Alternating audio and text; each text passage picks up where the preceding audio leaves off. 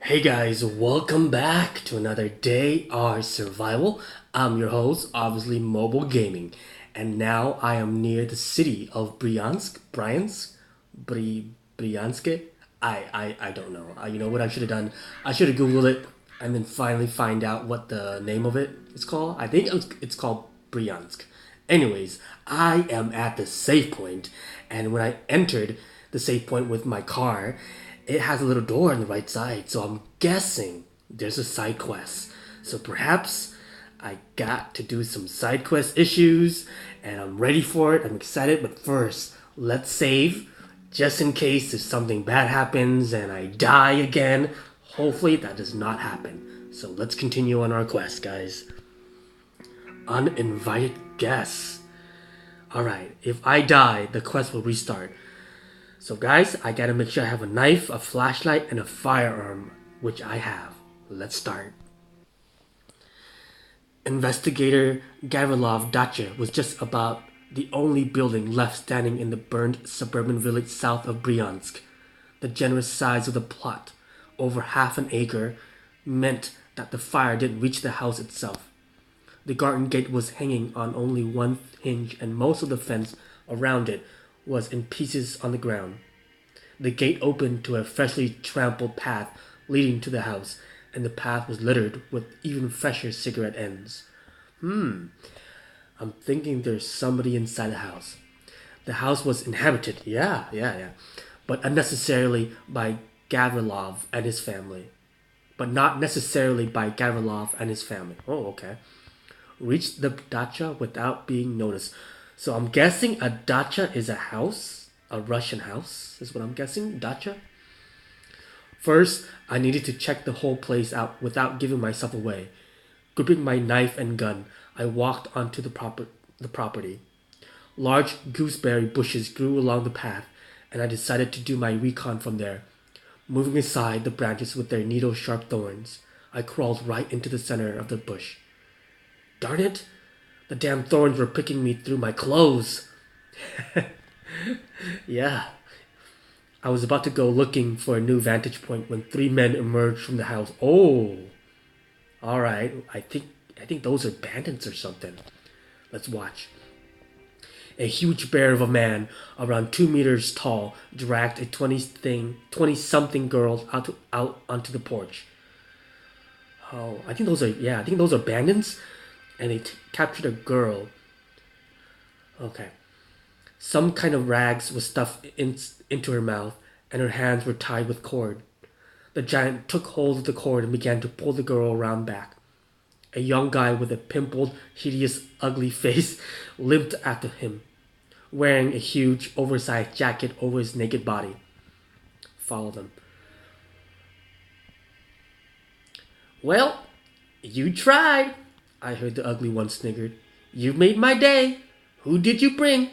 A chick who's not only useless, but she never shuts up. You better shut up, Pimples, if you know what's good for you, the giant growled. There weren't any others. You should have come with us, if you're so smart. Smart? If I was smart, I'd have known that you and Ivan were Morons the day I met you. The acne guy laughed. The acne guy's laugh was even uglier than his smug. Wow, okay, he must be a very ugly looking guy. Keep going. Behind the ramshackle house was a small barn. That's where the giant put the girl.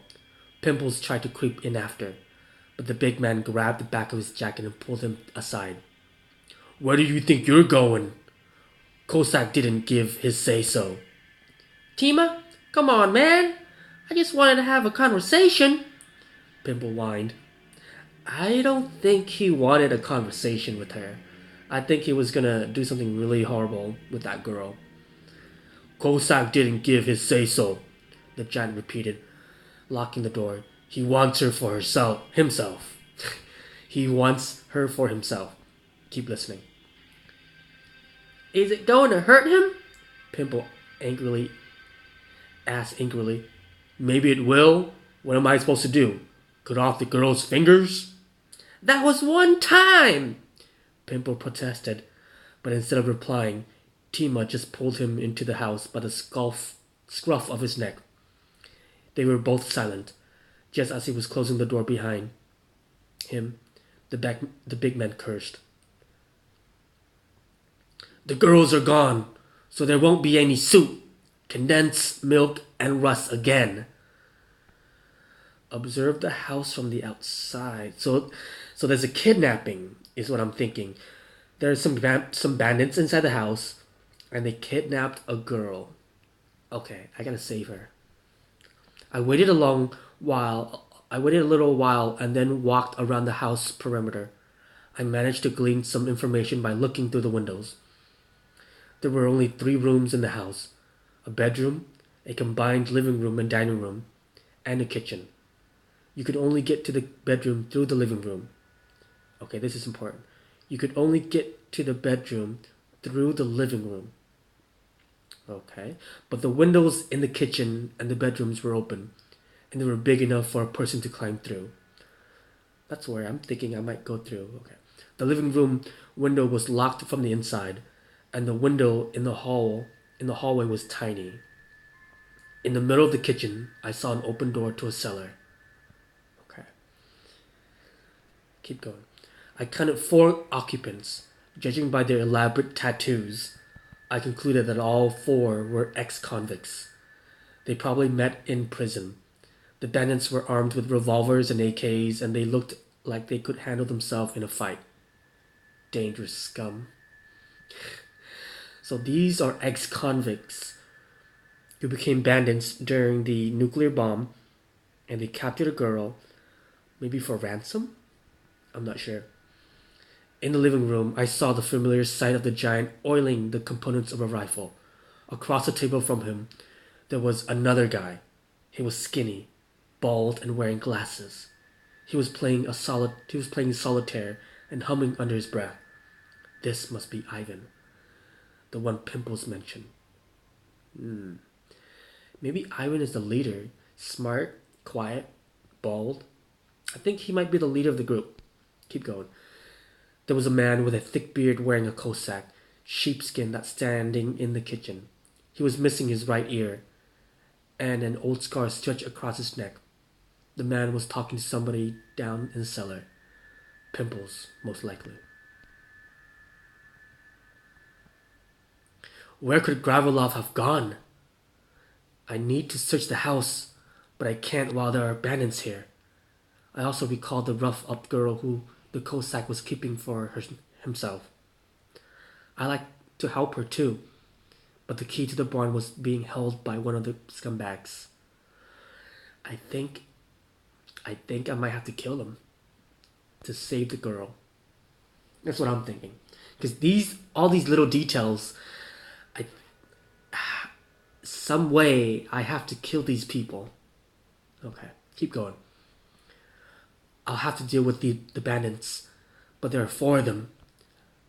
I have no chance against them in a fight. Yeah, they seem pretty tough. They have guns, and I think I only have like a pistol and some crossbow. I don't think I can handle 4 of them. Okay, but who said that a direct approach was the only option? I do have a few key advantages. I know about my opponents, but they know nothing about me. They may be stronger than me, but I have stealth and surprise on my side. Some good luck wouldn't hurt, though.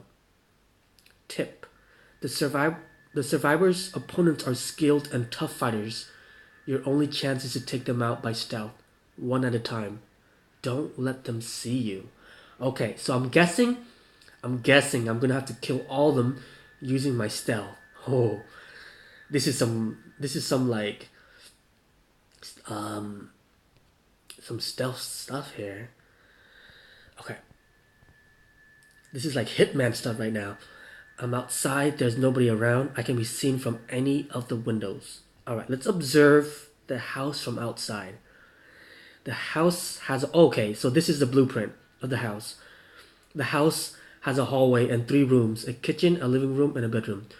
From the hallway, you can go outside or continue on the kitchen or the living room. You have to go through the living room to get to the bedroom. So I need to go to the living room. To go to the bedroom. There are open windows in the kitchen and in the bedroom. The kitchen has a cellar. Besides the house, the property also include an outhouse and a barn. Okay, finish the search. Okay, let's do number 2. Look in through the living room window. There are 2 people in the living room. Tima, the giant, and a bald, nerdy-looking guy called Ivan. Tima is sitting on the threadbare couch. He disassembled an assault rifle, and now he's cleaning the piston and the gas tube with a cloth. His AK is sitting behind him, which means that he's cleaning somebody else's gun. Ivan is playing solitaire at the table.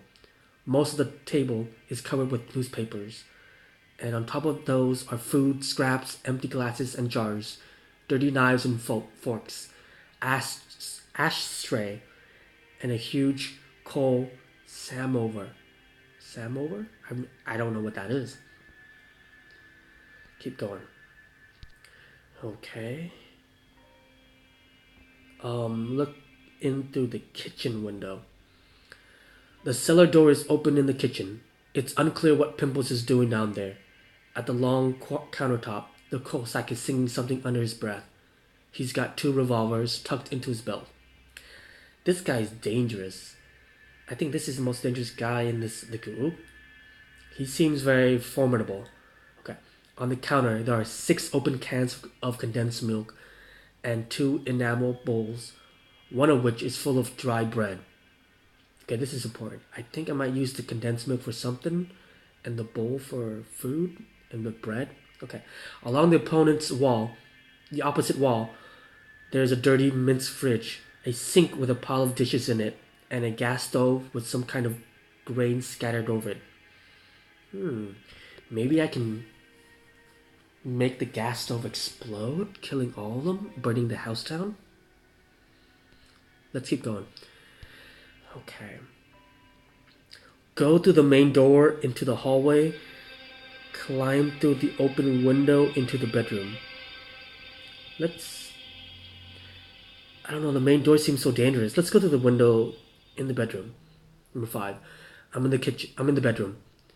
Apart from the ugly red polka dot wallpaper and the ancient double bed, there seems to be nothing of note in here.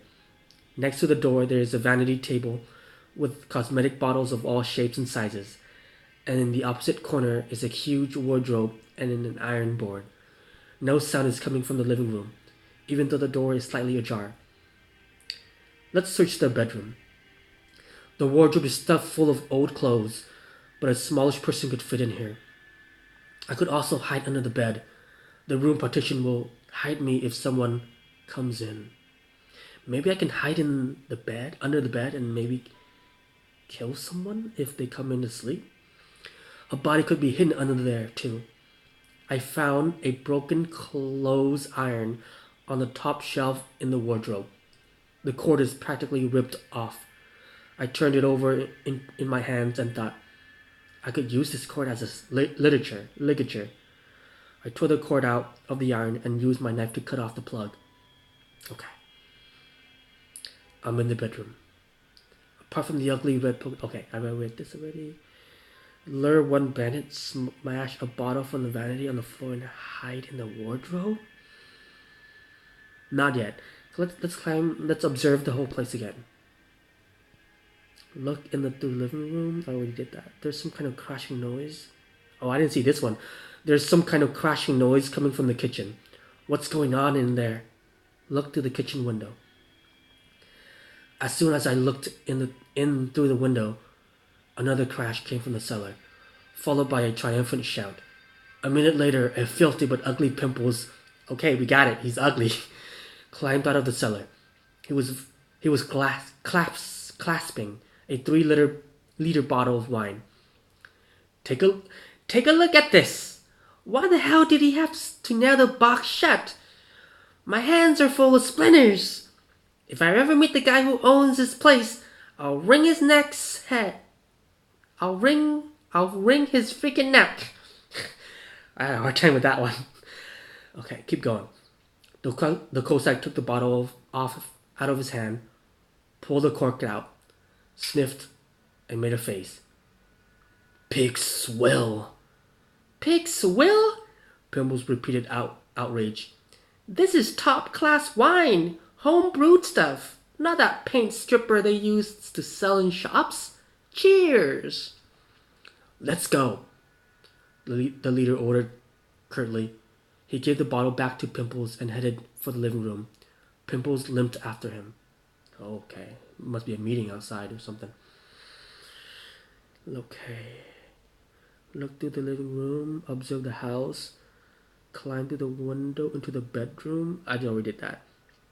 Alright, since they left the kitchen, let's go to the kitchen. Climb through the window into the kitchen. I'm in the kitchen. The entrance to the cellar gapes open in the middle of the floor. I peered down and saw only sagging shelves, big dark cans, and cobwebs. Lots of cobwebs. A wooden flight of steps leads down. There's a counter running along the left-hand side of the kitchen. On it are 6 open cans of condensed milk and 2 enamel bowls. One of them is full of rust pieces. The other has condensed milk, with breadcrumbs mixed in. Along the right-hand wall, there's a dirty mince fridge, a sink with a pile of dishes in it, and a gas stove with some kind of grain scattered over it. Okay, maybe I can use the food for something. Search the kitchen, go down to the cellar, climb out through the window. Let's search the kitchen. In the time they've been living in the former investigator's dacha, the bandit had managed to work their way through all the food. I didn't see a crumb of edible food anywhere, apart from the condensed milk and the rust. Even the jars of fancy spices had been emptied. All the dishes, including expensive dinner plates, greasy and sticky, were piled up and around the sink. Okay, let's look through the refrigerator. I opened the refrigerator and my nose was hit by a stench so powerful that spasms started somewhere in my throat. The smell could have been from a whole fridge worth of rotten food, but there was only an open can of sardines. To be fair, there weren't any premium quality sardines left in the tin. Just a murky yellow goo. Oh. You know what I hate the most? Is the smell of rotten food. That thing would just like make my throat start gagging. That's disgusting. Okay. The sardine sludge was the same color as the condensed milk. I think we might food poison them. Or at least give them some kind of diarrhea or salmonella, you know? Okay, let's pour the rotten meat into the condensed milk and mix it in. Oh, okay. Let's do that. I carefully poured the liquid from the can into the bowl of condensed milk and stirred it until it was fully mixed in. It looked the same color as before. It didn't smell of anything, and I hoped that the taste hadn't changed much. After lunch today, my friends will be sick to their stomachs at the very least. Yeah. Keep going. All right. So we got one. I think we are going to make them sick or have some kind of food poisoning. Okay.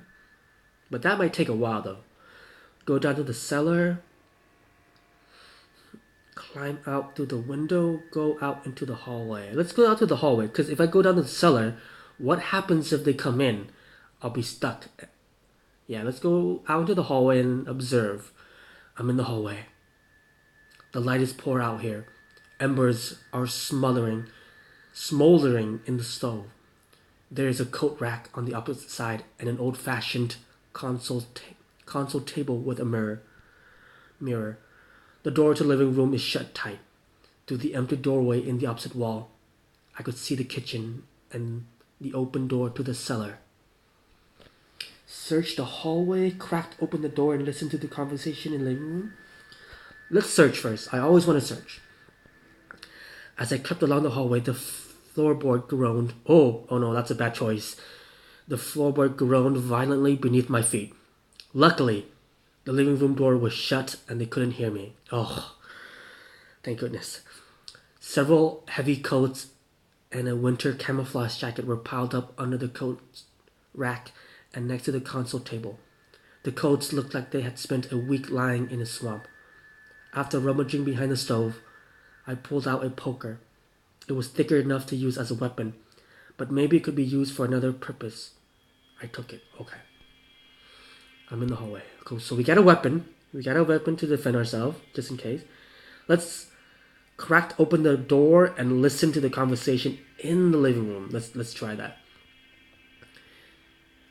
Okay, who's speaking first? Hey, can you quit eating that junk? You're making me sick.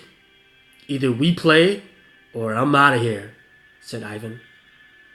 I think. Okay. Want some? Should have just said, man. It goes really good with the wine, Pimple said good-naturedly. I don't freaking want it, and I don't want you or wine either, Ivan said, sounding strained. Keep listening. Hey man, don't you get your panties in a twist. You didn't lose big, Timo said. Have a drink, and you'll feel better. I think Timo's the big guy. Okay, I'm getting confused with the voices. Screwed you, the nerd replied piteously. They fell silent.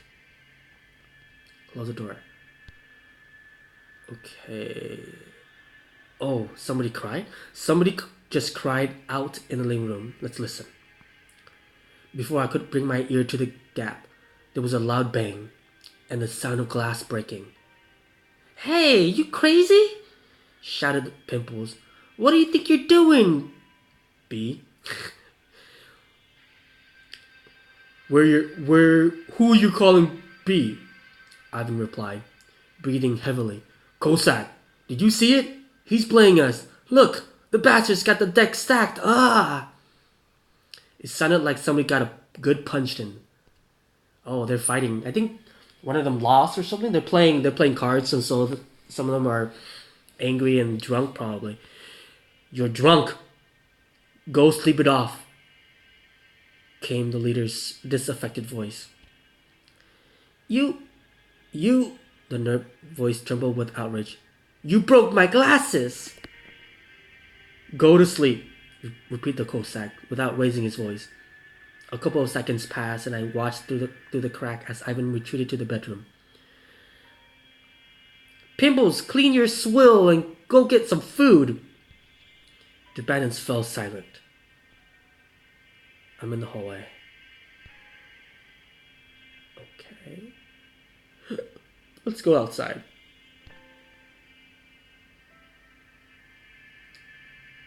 What should I do? I think I went through all of it already. Let's wait for a while. I waited a few minutes. Went by. Everything was quiet. I'm outside. Let's look through the bedroom. Let's see what's going on with the bed. Oh, okay. The door to the living room is closed. The bed is barely visible from the window and I have to poke my head in slightly. Ivan is lying on his stomach, crossway on the bed. A large bruise is darkening on his face. A revolver peeks out of his jacket pocket. Ivan's glasses are on the vanity. The frames are broken. I listen closely. The bandit is snoring. Okay, so he's sleeping. Maybe I can take him out now. Move away from the window. Let's climb to the bedroom. I think he's sleeping. We can take him out with that iron or maybe the cord. Or we can shoot him, maybe? Hit Ivan in the head with a poker? No. He's a big guy. I don't think that would kill him. Strangle Ivan with the clothes iron cord. Slit Ivan's throat. If I slit his throat, blood will be on the bed. And if one of his friends come in, he will see it. Oh, what did I do? What did I press? Dropping one end of the... Oh, I think I used the cord on accident. Oh my goodness. Okay, I hope it's the right one. Dropping one end of the cord under Ivan's neck. I crossed the ends and pulled it with all my strength. Ivan's eye flew open. Oh, bulging. And he grabbed at his neck with a terrible croaking sound. He tried to turn onto his back, but I pressed him into the bed with my weight. Oh, my dude's a killer. I think I'm a. Oh man, that's a horrible way to die. After a minute, it was all over. I listened. There was no sound beyond the door. Hide the body? I could hide the body under the bed, but Ivan's mysterious disappearance would put the others on their guard. Then I had a better idea. I turned the bandit's collar up to hide his neck and rolled him onto his side so his back was to the door. From this angle, he just looks like he's sleeping. 3 left. Oh, my guy's a smart guy. So I'm guessing 1 died, 3 more to go, and Ivan, the big guy, I kill him and made it look like he's just sleeping. Smart, very smart. Okay, now what? Oh, before I could climb out, I heard a scraping sound coming from the kitchen window. I crept up to it and looked inside. The giant Timo was standing by the open cellar door, holding bowls of condensed milk and rust. The pimpled guy's hideous face was sticking up out of the cellar. I'm filled with this crappy condensed milk. Eat it yourself, Pimple whined. I want to eat normal food. Okay. Go on and look, Timo laughed. While you're looking, we'll eat all of this. That's just fine by me, and whatever I find is all mine, Pimple replied and disappeared into the cellar. You're welcome to it, Timo chuckled and left the kitchen. So I'm guessing Timo is the guy that's going to get diarrhea or food poisoning or salmonella or some kind of sickness. Look into the room. The Cossack is sitting at the table. Yeah, I'm telling you, that Cossack is going to be dangerous. He is strumming the guitar and singing something under his breath. Timo entered the room and sat both bowls in front of the Cossack, who then asked something, probably about pimples. The giant replied, chuckling good-naturedly. The leader raised his eyebrows and seemed to consider something. Then he pointed Timo toward the bedroom door, telling him to call Ivan. Oh. Okay. Timo nodded and went to the bedroom. The Cossack scratched the place where his right ear used to be. Then he picked up his guitar again. Oh, I'm guessing the Cossack is the leader, maybe? Maybe. Timo stood in the doorway and called Ivan's name. There was no response, of course. The giant walked closer to the bed and called him again, louder this time. He's out for the count, he shouted to the Cossack. Should I wake him? Screw it. Let him sleep, the leader replied. Come and eat. Timo left. We're safe. We're good. I think that was a good choice using the cord. Timo left, closing the door behind. I slumped against the wall by the window and tried to breathe normally again. That was close. Time to deal with pimples. Look in the kitchen, let's look in the kitchen. So we're gonna kill Pimples next. Everything here is the same as before. Pimples is down in the cellar. Every so often I can hear the creaking protests of rotten floorboards. Let's climb to the kitchen. The sound of breaking glass rose up from the cellar. Then it happened again. Clearly, Pimples had knocked over jars in a tantrum when he couldn't find anything edible. He had left his AK on the kitchen counter. This could be my best opportunity to get rid of this creep. I might not get as good a chance again. Drop the fridge on the bandit? That might be too loud. It might alert the other two. Creep down the cellar stairs and stab the bandit? I don't know. If I do that, I think Pimples might yell and scream. And then those 2 bandits might just kill me. Close the cellar door. Let's close that. Let's close it? Is that a good idea? Alright, let's close the cellar door. I think it's safer. We can deal with him later. Trying not to make a sound, I gently closed the cellar door and stood on top of it. It must have gotten much darker inside, because Pimples started making a noise. A minute later, he tried in vain to push the door up. "Hey, Tima! Stop doing this, freak!" my prisoner shouted, pounding on the door. But the door muffled the sound of his banging and shouting nicely. There was no way he could be heard all the way down the hall in the living room. Okay. That's safe. That was a good choice. "Tima, for the last time, open the door!" Damn it! And Pimples released a stream of filthy cursed words. Then everything went quiet. The bandit probably got tired of pounding on the door and went down the stairs. Stick the poker through the cellar door latch? Okay. I couldn't see the padlock for the cellar door nearby, but the poker fit nicely through the latch. Pimples won't be getting out of there anytime soon. When I finish with his friends, I'll come back and shoot the scumbag with his own rifle. The poker doesn't draw the eye at all on the door. Now I need to hurry before the Cossack and Tima think to check if Pimples has fallen asleep down the cellar.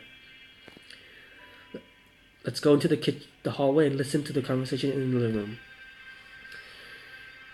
"You said you like brunettes," I heard Tima said. "But this one's hair is a wheat kind of color, and her nose is sort of picky looking." "So you like her?"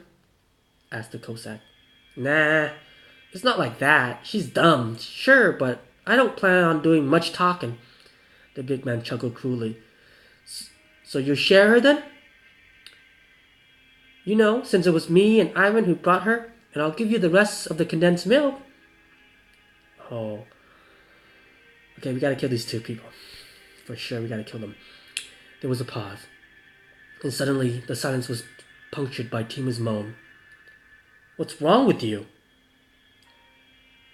"My guts are churning. Jesus Christ, I need to go. I need to go now." Oh, I think, that's the guy that ate the condensed milk with the rotten food. Go outside and run to the outhouse. Wait for Tima behind the front door and stab him. Wait for Tima behind the front door and strangle him with the cord. If I do that, he might scream. Let's wait out to the outhouse. The outhouse was a cramped wooden hut where a plank with a circular hole served as a toilet. After running inside, I caught my breath, and then I waited. Less than 10 seconds later, the door was thrown open. Tima saw me, and his jaw dropped in surprise. Stabbed Tima. I took advantage of his confusion and plunged my knife between Tima's rib, into his heart, or somewhere very close to it. The giant yelled and reached out to grab me, but I jerked backwards. "I'm gonna," he rasped, toppling forward. I had to grab onto the wall to stay upright. The body twitched a few more times and then stopped moving. To the left. Okay. To the left. That was scary. I think that my dude's a cold killer. He stabbed the guy right before he was gonna go to the bathroom. Man. Okay. I wiped my knife clean on some toilet paper and went back to the hallway. The cellar door was still held fast by the poker, but the door to the living room was ajar. I listened. Faint music drifted out from behind the door. The Cossack was singing the folk song "Lovely Brothers, Lovely" in his gentle baritone as he played the guitar. Make a noise and stand behind the door with a knife. Go into the living room. Let's make a noise. I don't want to go to the living room yet. The music died off, and the Cossack came out into the hallway. A short swing, and the blade was buried in the bandits' leader's left shoulder blade. The Cossack panted, tried to turn around, but fell to his knees instead. "Pimples!" he called weakly, gasping. "Ivan!" "Don't struggle. Your pals are dead," All three of them. Dang. That's some nice last words he's gonna be hearing. I pulled the knife out. The cooksack swayed and burgundy stain quickly sprayed across his torso. The first was asleep. The second I ambushed in the outhouse. I locked Pimples in the cellar. I see, murmured the bandit. Smart. You did good work. I wish... He didn't finish his sentence. A shudder went through his body before he slumped to the floor. Alright, I think one left. Pimples. Ugly Pimples. Open the cellar door and shoot Pimples. Tossing the poker to one side, I pulled open the cellar door. Pimples was standing at the bottom of the stairs. He was blinded by the light.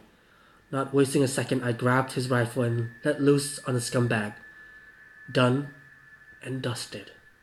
One drifter had proven to be stronger than 4 armed tough guys. Alright, let's search the house. Wow, I got an AK? Working AK and a Nagant revolver. A knife. 4 knives. Some ammo.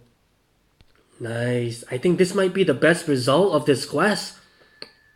I think so, because I didn't even have to go into battle with any of them. Wow, that's a lot of items. And condensed milk too? Is it the one that's not used, right? That's not the one that I put rotten food in. I hope not. Okay. I searched every inch of the house, trying to find any clues, but I turned up nothing. Where could the investigators have gone? If the Dutcher had been abandoned, I probably would have found something here. But the uninvited guests had managed to put their stamp on the place. I'd better free the prisoner. I took the key from Tima's body and headed for the barn. Go into the barn. Ooh, what a cutie, a female captive. She's a cute blonde. There were no light sources in the barn apart from the solitary shafts of sunlight coming through the holes in the roof. The floorboards creaked in protest as I tread on them. The prisoner sat cowering in the same dark corner. Alright, let's free her. At first, the girls glared at me with hatred, but then her expression changed. Hey, I don't remember you. You're not one of them. No, I'm not one of them. And they are gone now. I killed them. Get up. We need to get out of here. Can you walk on your own? You killed them? Her mouth fell open in amazement. On your own? Against them all? No way! How did you do that? I'm Varia, by the way. Good to meet you, Varia. I'll tell you everything on the way. So, can you walk on your own? Varia took an uncertain step and staggered. She grabbed onto the wall. Sorry, my legs aren't cooperating. What do we do? Could you carry me? Only for a little while, until my legs are back to normal. You really can't walk on your own? See for yourself. Lift Varia into your arms and carry her out of the barn. Okay? As we walked toward the forest, Varia recounted her trials and tribulations at the hands of the bandits. Then she moved onto the table. Then she moved onto the tale of her Highness kidnapping. And then she told me in details about the awfulness of her aunt, who she lived with in a village outside Bryansk. I barely listened. I was too absorbed in my own thoughts. Maybe my dude, or I think maybe I feel sorry for killing all those bandits. I mean, he murdered them, like, in cold-blooded. Yeah, maybe he has some post-traumatic stress disorder or something for killing those people. Sorry. What did you say?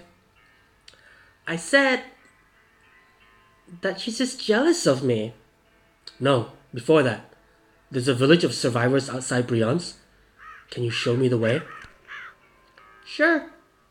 But you know what I just thought? I I don't want to go back to my aunt. Maybe I can travel with you.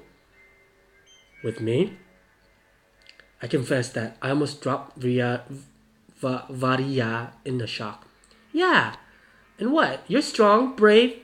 You can protect me. You, risk your life to save me. Now I have to pay you back. What am I going to do at my aunt's? I'll be bored out of my mind. So she wants to follow me. That's another mouth to feed. I don't know about that. Another NPC. Let's do this way. I'll take you back to your aunt, and I'll go away for a little while. You have a chance to think about it, how you want to thank me, alright? Back at my aunt? Ugh, fine. Hey, can you teach me how to shoot? She's like that. She's like that boy from the town tour, I think. Gently but firmly end the conversation. Got Varia. Oh yeah, I got a body. I got a person next to me now. It goes without saying.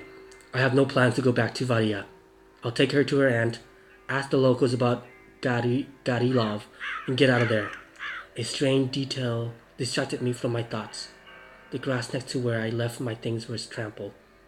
I told Varia to wait there for me, and I tried to see where the uninvited visitor could have come from. I didn't have to go far. There were tracks in the wet earth beyond the grass, and had seen those tracks before at the Institute of Virology, like wolf tracks, but too big to be a wolf. A blind black wolf, and bullets are useless against them. We need to get out of here fast. Ooh, I'm being stalked, followed. The the hunter has become the hunted. Oh, this is dangerous. Okay, so I'm guessing we're done with the quest, and now I have to take her back to her aunt. But as of right now, I am done with the quest. I think I'm gonna call it a video. On next video, I'm gonna go to the town over there and then search Bryansk a little bit before we go on to our next quest. So thanks guys for watching for this wonderful quest of uninvited guests, and I'll see you guys next time. Like and subscribe. All right, I'll see you guys next time.